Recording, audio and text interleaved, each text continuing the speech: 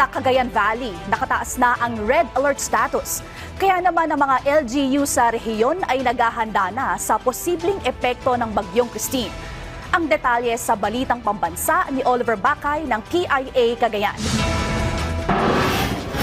Puspusan ang naging paghahanda ng mga lokal na pamalaan sa banta ng Bagyong Christine sa Lambak, Cagayan. Ramdam na ang manakanakang buhos ng ulan sa ilang bahagi ng rehiyon, lalo na sa mga lalawigan ng Cagayan at Isabela. Ayon sa Regional Disaster Risk Reduction and Management Council, nakataas na sa red alert status ang lahat ng mga bayan sa rehiyon dahil sa bagyo. Inihanda na rin ang lahat ng mga kakailanganin sa pagsasagawa ng response operations, lalo na ang mga evacuation center, mga kagamitan sa pag-rescue, mga food at non-food items. Pinayuhan rin ng RDRRMC na agad magpatupad ng preemptive evacuation, lalo na sa mga inaasahang dadaanan ng bagyo bago pa man lubusang maramdaman ang lakas ng hangin at bigat ng ulan.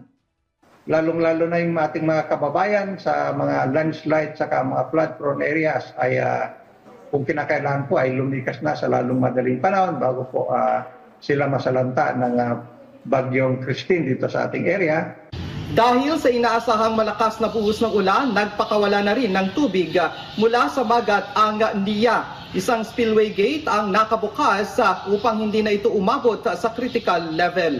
Ay kailangan tayong mag-release ng magbukas ng isang radial gate, spillway gate na 1 meter.